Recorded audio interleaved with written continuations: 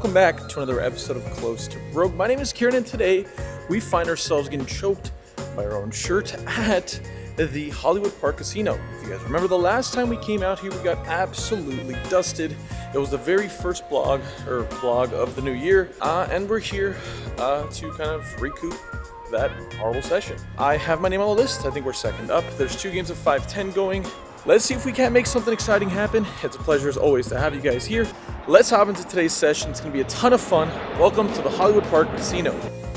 Today we find ourselves, as we mentioned, in a casino we haven't been to in quite some time. Anyways, we're going to hop right into this. Things are already going off to a bad start as I forgot to bring my poker vlogging pocket cam. So I'm going to have to do everything with one phone, which, I mean, here we are complaining in a first world country, but it makes my life a little harder. Either way, if the angles are not too good or things fall over, bear with me. In this very first hand, we look down at King 8 of hearts from the straddle. Under the gun makes it 60. Middle position calls, cutoff calls, button calls, small blind calls, and yeah, with this much action, I'm going to probably call with most suited hands. So I make the call. We're going off to a flop that comes King Jack 6 with 3 spades. All right. That's not horrible. I mean, it sucks, but we have top pair. Luckily for us, the action ends up checking through. All right. We're going off to a turn card that comes a 5 of hearts. At this point, I think getting like 15 people out of the hand seems like a better idea than just sitting around and waiting. I don't know if this is the right thing to do, but it's the thing that I end up deciding to do, as I bet $175 for value, as well as equity denial, and looking to go after inferior holdings. Our opponent, who initially raised, makes the call, and we're going off to a river card that comes a deuce of spades. We snap check it over to him, not a great river. He snap checks it back and shows pocket jacks for a set. Interesting, I think he played it fine. I mean, it's kind of hard to bet into like 5 people, even with the set on such a, crazy board. Either way, we're going to give that pot to him, and let's move on. So moving right along, we find ourselves in another situation where we're playing 6-hand at this point. I look down at King 4 of clubs here from early position, and I make it $60 to go, as the straddle is mandatory throughout this whole game. Only the small blind makes a call, and we're going off to a flop that comes King Jack 4 with 2 spades and a diamond. Nice, we flop 2 pair with this junk. That seems to be great for me. With the action checked over to me, my brain is not working properly, and I c-bet for $40. I don't mind making a down bet in cash games sometimes. The problem is there's just way too much equity for my opponent to be holding. Spades, straight draws, middling pairs. I have bottom and top, which still allows, again, a ton of combinations of, Jack X of spades, random holdings like such. So I think we should actually be using this as a spot to go big and, honestly polarize. Either way, I make it $40, and my opponent pretty quickly makes a call, and we're going off to a turn card that comes a Jack of hearts. Ugh. Well, I mean, now we just have King and Jacks with a 4 kicker, which is not great. And when the opponent checks it over to me, I'm pretty happy to check this back, look to get the showdown. We're going off to a river card that comes an 8 of hearts. All right. It's a little frustrating. I know I'm pretty much beat here if my opponent bets, unless, there's still a chance our opponent has a missed flush draw and a missed straight draw. Very likely. I don't want to sell this as a seldom story. This is not like a bad ending, but our opponent does bet for 120. And we know we're, like I said, most likely beat here. I throw it in almost as a donation. My opponent ends up rolling over Queen Jack offsuit for drilling that, It seems like today's going to be that session. I don't know why every time I come to this casino, I run so bad. And don't get me wrong, I'll find a way to play as bad as I'm running. But getting 3-outed or 2-outed in all these pots can get a little overwhelming at times. Moving along, hoping to finally head in the right direction. The button decides to limp here. The big blind makes it $100 to go. I find myself in the straddle with Queen 8 offsuit. I'm going to go and defend. I'm in position against a person that's isolating, and considering it's only 5x, it's not that big of a deal. The button decides to fold, which is nice. I'll have position for the entirety of the hand, and we're going off to a flop that comes 8-6 deuce with 2 diamonds and a club. With the opposition checking, I decide to check it through as well, playing this a little more disguised. This is an instance where blind versus blind, I'm not too worried about, diamond flush draws. They do exist, but when my opponent doesn't bet it, I feel a little more, likely to just check this back. We're going off to a turn card that comes a Queen of Hearts. That is what we like to see. Our opponent leads out for $120, and again, not the time to spring the trap. I end up making the call. We're going off to a river card that comes a 4 of hearts. Again, the diamonds brick out, and not a whole lot to worry about. I don't think our opponent's isolating with 5-7 here, so hoping he has an overpair that just wanted to play super weird. Our opponent bets $300, leaving him about 1k behind. This pot hasn't really ballooned up into anything massive, but he doesn't have like a whole lot behind this bet either way. I mean, he does have 1k, but it's not like it's 4x the pot. It's only like 1.5 or 2x the pot. So with the action on to me, maybe it's a little greedy. I don't know, but I end up jamming it all in here. We have top 2 pair. Not a whole lot to be worried about. Looking to get called by some non-believing jacks that played weird. Kings and aces, obviously. Our opponent goes deep into the tank before eventually deciding on a fold. Well, not great, but like we said, happy to finally drag one in our direction. Feels good to finally bring some of these chips back home. In this following hand, I look down at pocket 10s from under the gun. I make it $60 to go, as the straddle, again, is on for all these hands. The small blind calls and the big blind 3-bets to $250. Alright, this seems like a pretty obvious squeeze play for the big blind. I'm never going to be folding here. I'm going to go and just make the call. I think 4-betting at some frequencies might be like alright, but feels kind of like a punt. I would play in position against all of the oppositions in his holdings. So that's the case after the small blind makes the fold. We're going off heads up to a flop that's 3-betted. That comes king 7-6 with 2 diamonds and a heart. The opposition decides to c-bet here for $300. We end up making the call, as it's pretty standard here, and we're going off to a turn card that comes a king of clubs. Alright, a little less likely for my opponent to have a king, a little more likely for me to have the best hand, a little more likely for him to have like an ace high. After quite a bit of thinking, my opponent inevitably checks. Okay, he has about $900 behind. At this point, I'm pretty comfortable thinking that I have the best hand. But jamming, I almost never can get called by worse. Even his hands that I think I'd be targeting like ace highs or maybe only flushes call, but even then, a flush with his stack size, it's just best to bet it himself and go all in and put maximum fold equity out there. So after a brief thought, I end up deciding to go a third of the size of the pot. I bet $400. Looking to get value from inferior holdings. I think he can still call with pocket 9s, pocket 8s. I think he can still call with like some ace queen highs. But after quite a bit of taking, my opponent decides to make the tough laydown. Don't know what he had, but I'm pretty confident I had the best hand. And if I didn't, that's even better. That means my bet is, I guess, even better than I thought. Either way, we'll take another pot down. And that's better because we're now heading back towards breaking even on the session.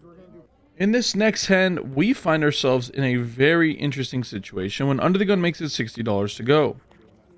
The action is folded over to me in the big blind, and we wake up with it. Pocket queens, pocket ladies. They've never failed me. I make it $250 to go from the 3-bet sizing situation, squeezing, and out of nowhere, the straddle slam dunks on my forehead and makes it a 4-bet to $900. With the action folded back to me, I'm playing about $3,000 effective.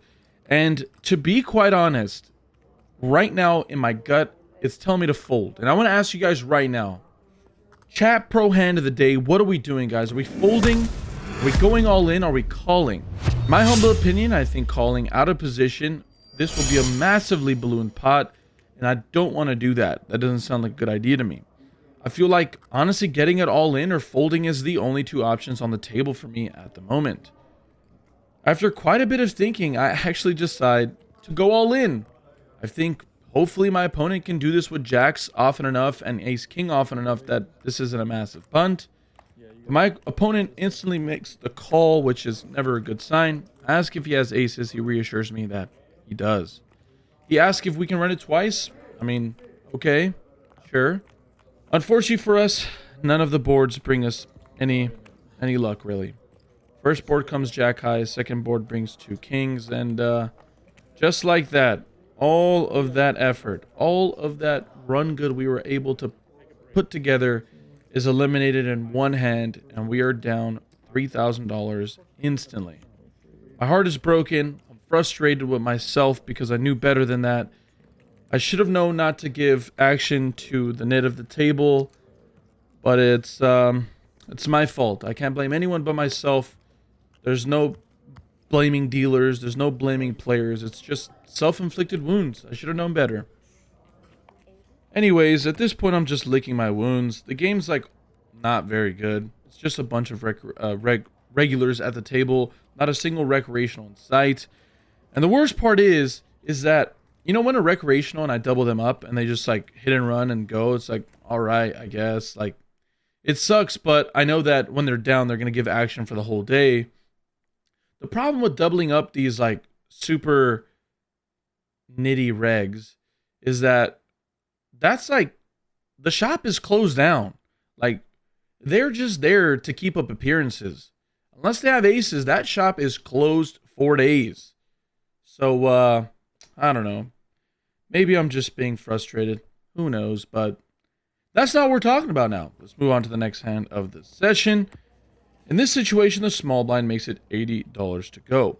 I find myself in the big blind with king jack of hearts. This should be a 3-bet, but I only make the call. In position, getting another player out of the way. This is mandatory 3-bet in my opinion, but I play it super passively for whatever reason. The straddler makes a call as well, and we're going off to a flop that comes 7-6-4 with 2 hearts and a diamond. With the action starting off on the initial razor, he bets 125. I make the call, the straddler folds, and we're going off to a turn card that comes the ace of spades. The opposition decides to bet $200. I'm in between calling and folding here, considering that I don't have an actual nut draw. I have the second nut draw. It makes sense to fold here sometimes, but the question is, does my opponent ever barrel here with with the nut flush draw? Yeah. Does he barrel here with an inferior flush draw? I think yeah. So we're gonna go ahead and make the call. We're going off to a river card that is not very good for us as it comes a 5 of diamonds. Brings a 4-liner out there, very likely for my opponent to have hit that if he had like 7-8, ace-8, some kind of random holding like that. So when he checks over to me, I snap check it back. This is not a situation where I think I can credibly bluff at it. My opponent pretty quickly shows 6-4 of spades, so he flop bottom 2 pair. GG's. We're going to go ahead and lose yet another pot, and I guess good games. All right, guys. I'm going to preface this very quickly with I'm very eager to know what you guys would do here, so bear with me. This is a long hand to go over, but I promise you, it's very important that you guys hang in there with me, because this is a pretty big deal to me. At least, I'd like to know what the heck's going on. Anyways, in this following hand, middle position makes it 60. Button calls. I'm in the big blind. I have 8-5 of spades. I go ahead and make the call as well. We're going off to a flop that comes 10-6-9 with 2 diamonds and a spade. Okay. We flop ourselves a gut shot here as well as a backdoor flush draw, but it's kind of fun to be leading at these boards sometimes. Like, it's not great, but it's important to sometimes have some donk leads, and on a board like this, it's going to favor my range and the button's range the most, and it's going to be a little tougher for the middle position player.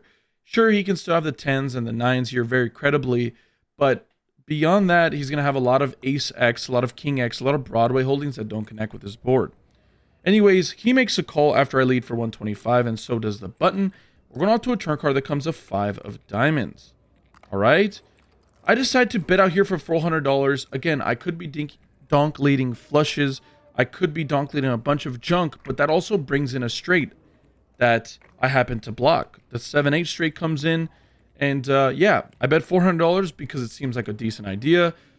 The initial razor folds, and this time the button tanks for quite some time before making the call. All right. Maybe he's really good at Hollywooding, but for the most part, players wear most of their emotion on their sleeve. Unlikely for my opponent to have a diamond draw here. Maybe he's holding 1 diamond. He did the peel back where he looked back at his cards, so unlikely that he has 2 diamonds. Maybe he has 1, hoping to break a diamond on the river, and that it comes the deuce of clubs. All right. My opponent has about 1,300 effective left in his stack, and if we're going to bet for gusto, we got to go for it. I end up going all in for $1,300. My opponent tanks for an eternity. This is obviously a big decision for him. I've never seen him in the 510 streets. I've never seen him at other casinos as some of these other players I have. And after quite a bit of tanking, my opponent makes the call. That sucks. We immediately flip over our 8-5 for our bottom pair pretty much here and our missed straight draw. He mucks his hand.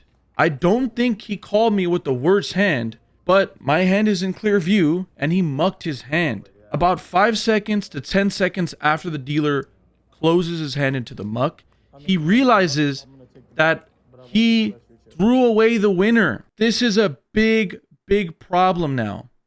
And A lot of people in the comment section are going to say this, Kieran, you're too nice. Or some people are going to be like, oh, that guy should have protected his hand. Or whatever. But I've been there. That freaking sucks. Technically, I went all in. He called my bet. I showed my hand and he folded. So the chips that are sitting in front of him are technically my chips. Even though I had the worst hand, he folded the hand. This is where the problem comes up of like, you know, maybe I'm an idiot. Maybe I'm like a freaking goober, but I've been there and I believe in karma and all that junk. And maybe if it doesn't come back to help me anytime soon, maybe in the future it helps out a friend of mine. But like, I tell him right away, and you can hear from the audio that, all right, I'm going to take the main pot because you folded your hand, but I won't take what's in front of you, like your chips. So he called with the $100 chip, and I told him to take that back, and he kept his entire stack, which was like 13 of 1,500 chips. He's obviously like confused and blown away, but you know, there's another gentleman at the table that immediately says, oh, you know, that was really good on you, man. You got lucky. Like anybody else just like takes your money, but I don't know, man. I really don't know. Like, I don't know what to say. I don't know how to feel. I'm interested to know what you guys would do there. Maybe I'm a pushover. Maybe it's probably minus EV for me. Like, I don't think anyone's ever doing that to me. I think if I call and I fold my hand, it does not matter. I think I'm never getting that money back, but that's just not how I play. It's not how I cruise through my life as a human. I think that's just all crap. So, I don't know. Let me know in the comment section down below what the hell you would do. I'm eager to see this comment section, to be quite honest. And share this with a friend. Maybe somebody that's more seasoned in these games would know what to do. Do you chop the pot? Do you give him the pot?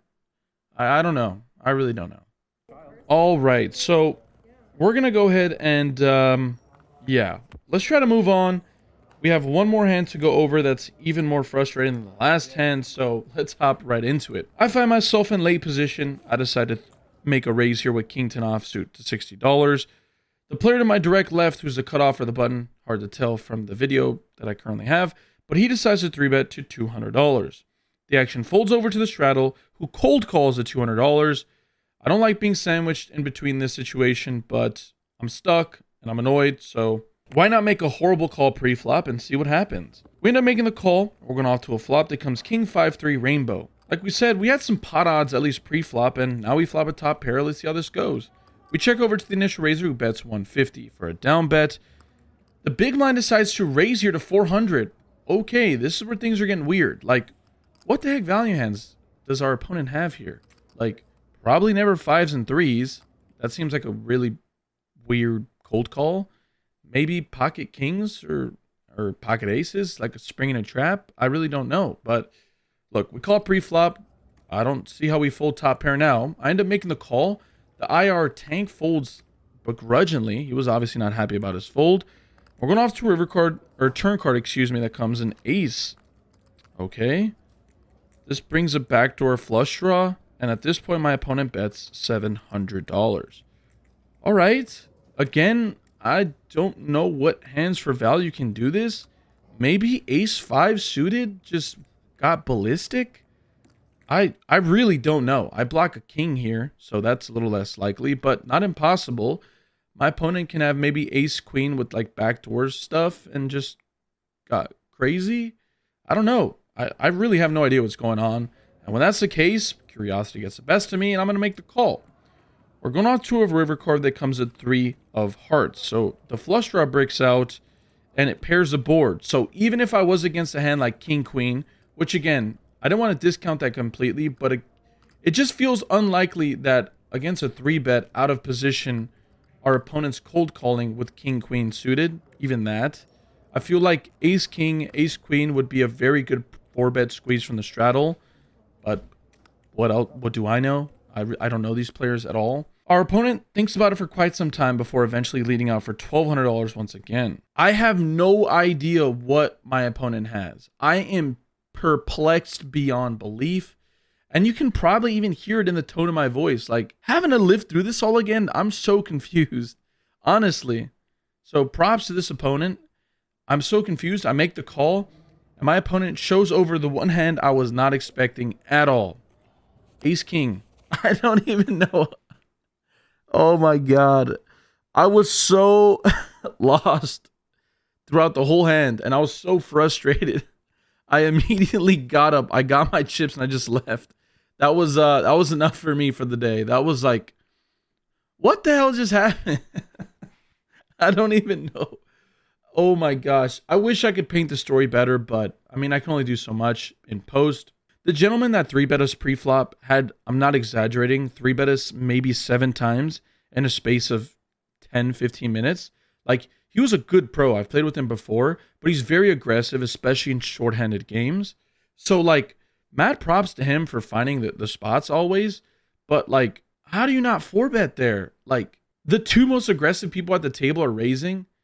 I don't know. Whatever the case may be. Don't need to rub salt in the wound. I'm bummed out. I'm a little frustrated. I played really bad poker today, and I didn't run any better. So it's time for me to probably do the best thing. Get my chips. Get the hell out of here. And, yeah. Either way, I appreciate you guys as always.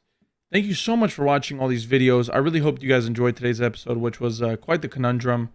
Let's start over to me in person. Let's see how emotional we are feeling. So this is going to be a good example of a lot of raw emotion, so bear with me.